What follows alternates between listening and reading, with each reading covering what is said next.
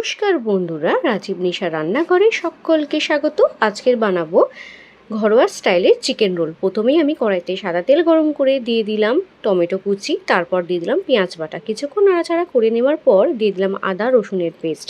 কিছুক্ষণ কষিয়ে নেওয়ার পর দিয়ে দিলাম হলুদ গুঁড়ো আর লঙ্কার গুঁড়ো, পরিমাণ মতো নুন দিয়ে ভালো করে মশলাটা কষিয়ে নেব।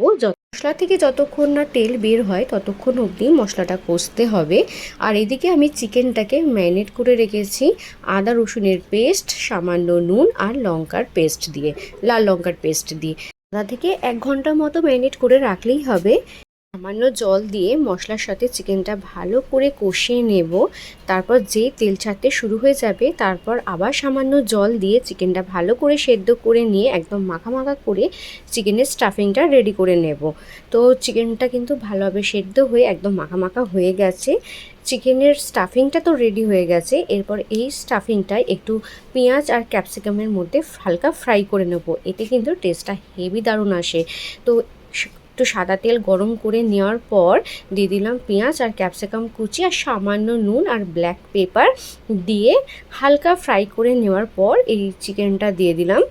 চিকেনটা একটু ভালো করে মিক্স করে নিলেই হয়ে যাবে, আর বেশি কিছু করার দরকার নেই। আর এদিকে আমি ময়দার ডোটা রেডি করে রেখেছিলাম, নিয়ে লেচিও কেটে রেখেছি। এরপর আমি বেলেও নিয়েছি। যেহেতু আমি একাই ক্যামেরা ধরে আর কি ভিডিওটা করছিলাম, তাই বেলার ভিডিওটা আমি শ্যুট করতে পারিনি। তো এরপর অয়েল দিয়ে এপিট ওপিট দুপিট ভালো করে চেপে চেপে সেঁকে ভেজে নিলেই রেডি হয়ে যাবে পরোটাটা। তো পরোটাটা হয়ে গেছে। এরপর মাছ বরাবর আমি চিকেনের স্টাফিংটা দিয়ে দেব। চিকেনের স্টাফিংটা নিজেদের ইচ্ছে মতো বেশি দিতে চাইলে বেশি, আর মোটামুটি যেরকম দিলে চলে সেরকম দিলেও হবে। এরপর দিয়ে দিলাম পেঁয়াজ কুচি।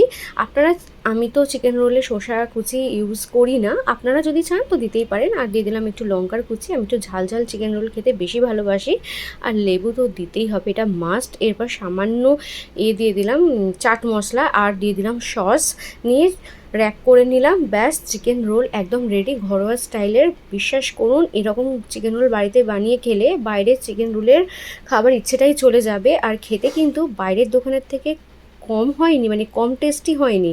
তো ভালো লাগলে like, comment, share and subscribe করে দিও।